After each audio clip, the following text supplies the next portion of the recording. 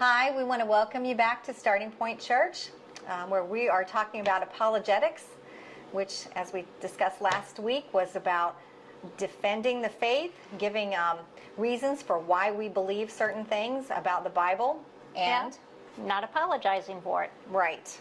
No apologizing in apologetics. And what we want to do is find and talk about some topics of maybe archaeological digs and things that prove certain people and certain time frames happened in the Bible that were found not only biblically but also maybe dug up through archaeology or proven in other texts that have been written, and so it verifies. They complement each other and verify how true the Bible is. You can actually historically prove the Bible, and that's what we're going to try to do with some of the examples that we have here. Right, we've got about 9 today that we want to talk about. Haven't heard of a lot of them, so we're found out a lot of new stuff too that some of you may already know, others may not, but it's going to be very informative because, like I said, there was a lot of these I had never heard of either until we started doing the research. And we're pre-taping this, so if you have any questions, be sure to send them in as comments, and then we will read those and address them next week. Okay. All right, well, the first one we want to jump right into is the Caesarea Stone. And this stone was found by an Italian archaeological dig in 1961, so fairly recently. And the stone itself reads, "To the divine Augusti, this Tiberium Pontius Pilate, prefect of Judea." Yeah. And what's the importance of this stone? I mean, what makes it so, a point of being a proving ground for the Bible? Well, for this, it's mentioning Pontius Pilate, whereas any of us who have heard the Christmas story know about Pontius Pilate, who was put before Christ to judge him before the crucifixion. And so Pontius Pilate is listed here and shown through this stone as a real person who was the prefect of Judea, and that this stone was dedicated to him. Oh, so as a reference, we're going to be using John 18:29. It's where it said they led Jesus from, now how do you pronounce that word? Caiaphas to the Praetorium. Pilate then went out to them and said, "What accusation do you have against this man?" This is when they took him, and just before crucifixion. Pontius didn't really want to do it, but since the crowd did, he kind of washed his hands of the whole deal. And this just proves that, Pontius was a real prefect, was a real judge, and had real authority. What's particularly significant in this find is that it's authentic 1st century Roman writing. And it shows us, like Terry said, who Pontius Pilate is, the Roman government official who ordered Jesus crucified. And there are Roman records of Jesus being crucified. Yeah. And now there is this inscription that states Pontius Pilate lived during that same time. It's amazing. If you want to see this stone, you're going to have to travel all the way to Jerusalem. It's located in the Israel Museum now in Jerusalem. But it is a real tangible object that takes us back to Bible times. The stone verifies that Pilate was indeed the prefect for Judea. And then we have another one, Hezekiahs Tunnel. Now, according to, I did say that right, Hezekiah? Yeah, okay.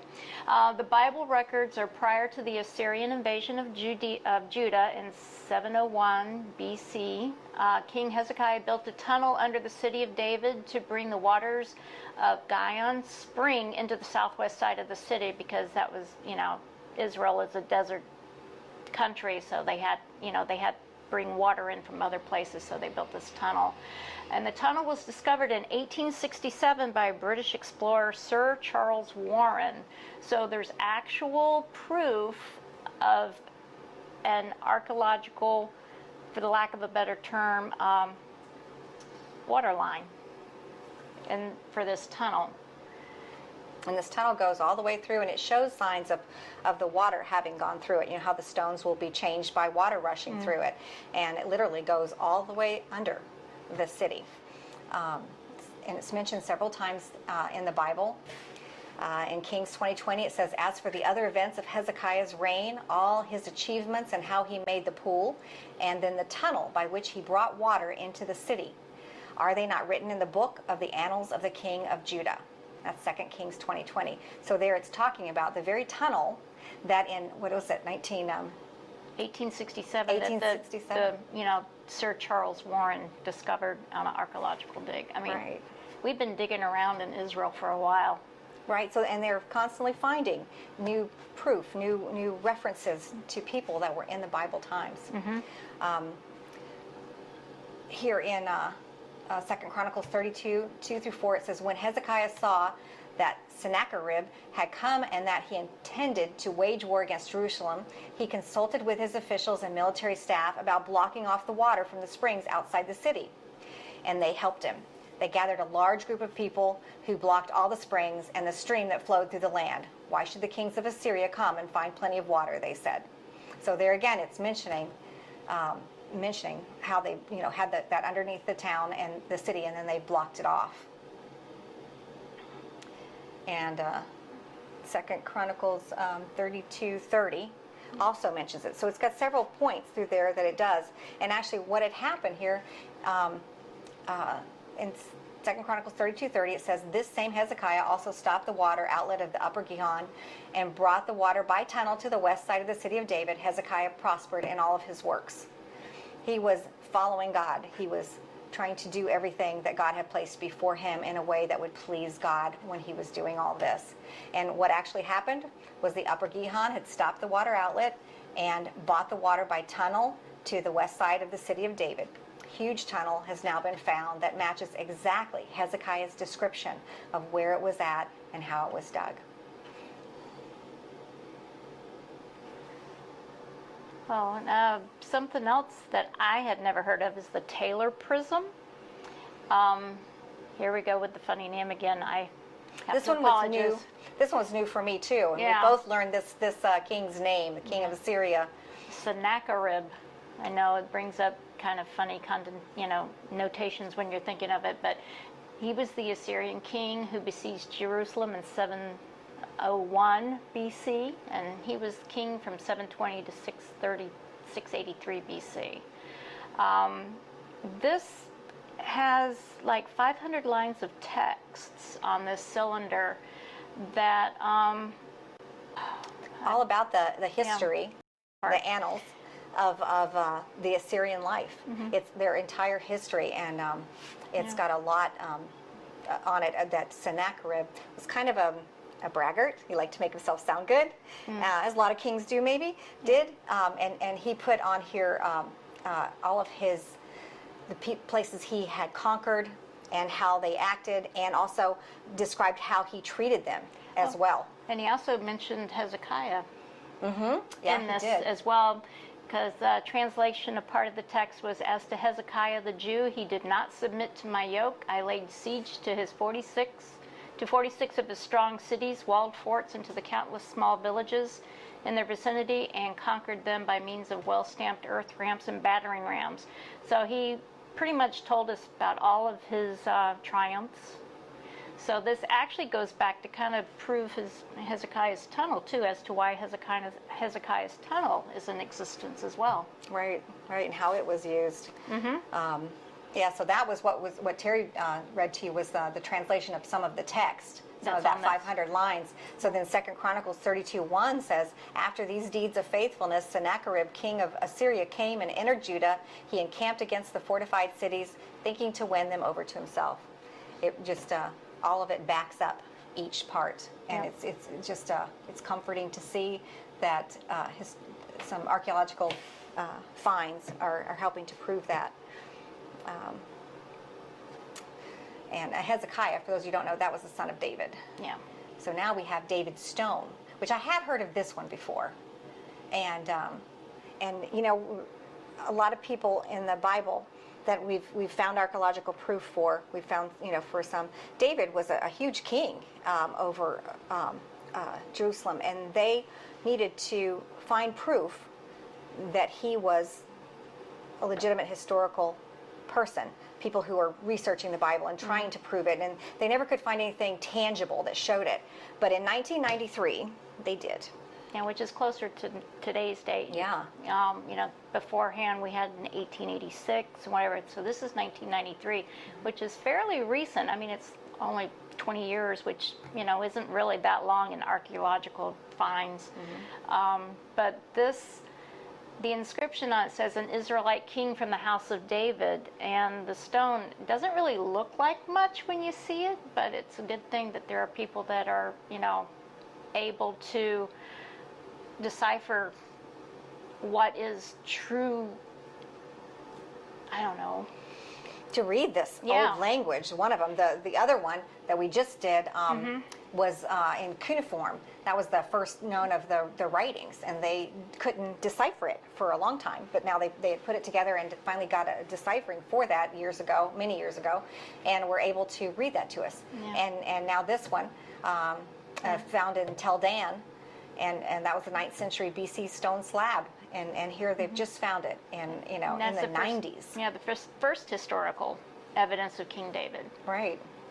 And that's an important proof, because if you can't prove David, really hard to prove Jesus's line, because Jesus was born in the line of David. Yeah. So that's an important finding. The next one is the Moabite Stone, another archaeological dig found in 1868. It's on a black basalt stone.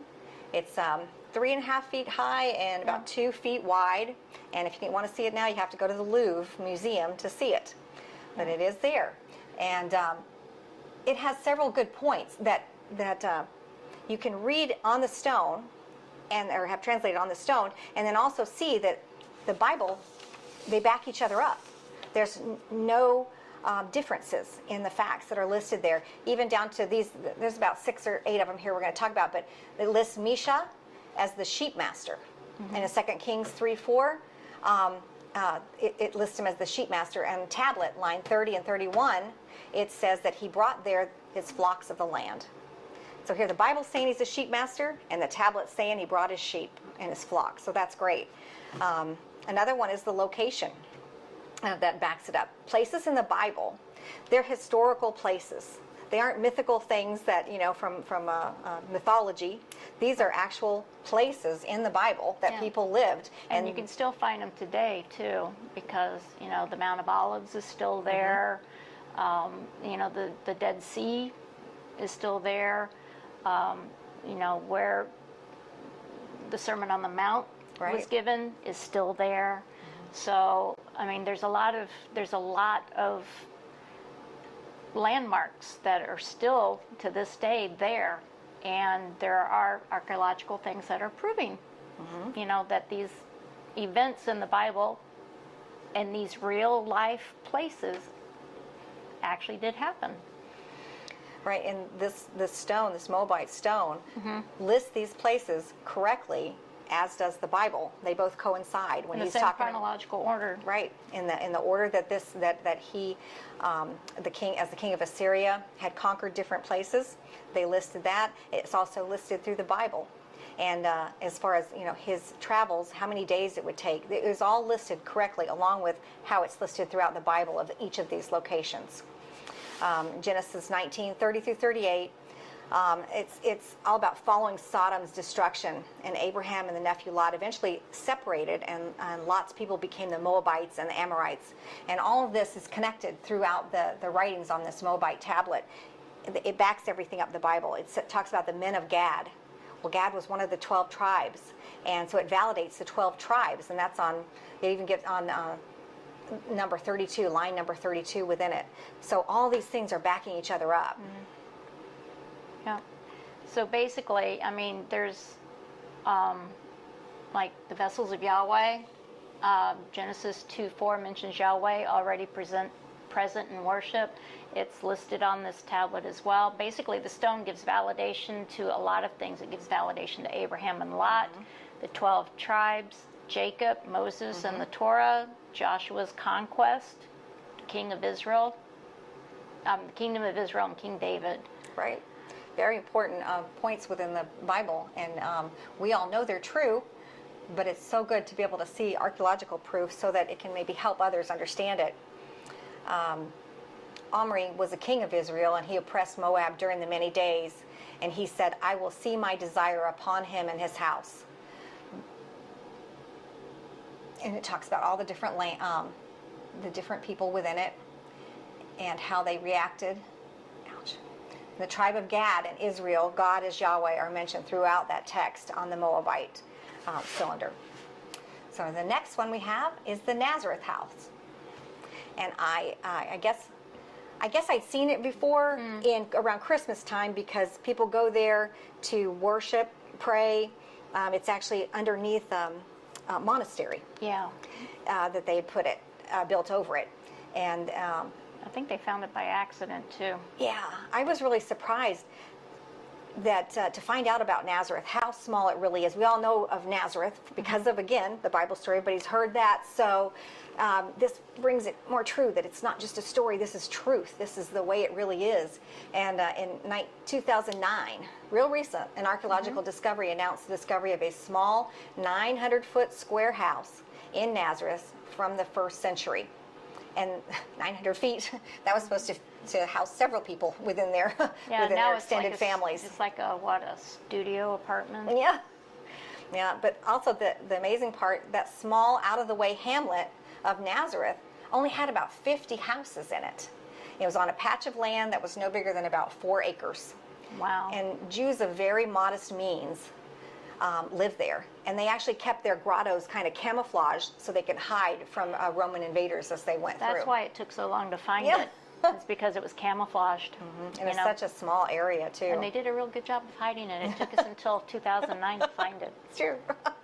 So in 2008, a skeptic named Rene Salm wrote a book he claimed would destroy the Christian religion based on the premise that no town of Nazareth had been proven to be in the 1st century. And then, wouldn't you know, in 2009, God reveals it to us. Yeah, isn't God and they great? find it.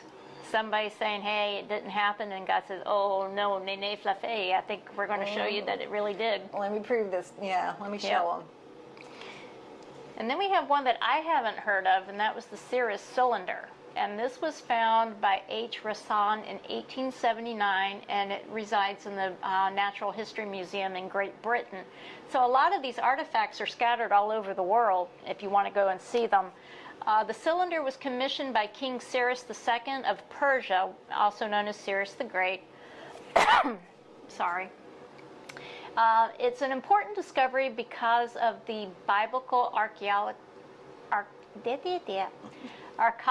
because it speaks of Cyrus the Persian and his conquest of Babylon in 539 BC, which is also mentioned in the scripture. Cyrus II was the Great was the founder and ruler of the vast Persian Empire, and I think everybody who has ever taken a history class knows about this particular, because that and the Roman Empire was pretty big. The text reads about conquered Median empires, Lydian empires, Neo-Babylonian, and victory over the city of Babylon and his rule over his captured cities. It says, I returned the sacred cities on the other sides of the Tigris, the sanctuaries of which I have been in ruins for a long time, the image which is used to live here in these, and established for them permanent sanctuaries. This was kind of a short declaration of human rights that coincided perfectly with the ruler's actions and the rule of biblical accounts.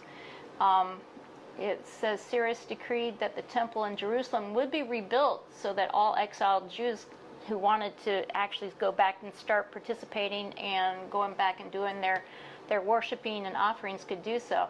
In Ezra 1 through 11, it says, now in the first year of Cyrus, king of Persia, that the word of the Lord by the mouth of Jeremiah might be fulfilled, the Lord stirred up in the spirit of the Cyrus king of Persia, so that he made a proclamation throughout all kingdom, and also put it in writing, saying, thus says Cyrus king of Persia, all kingdoms of the earth the Lord God of heaven has given me. He has commanded me to build him a house at Jerusalem, which is Judah.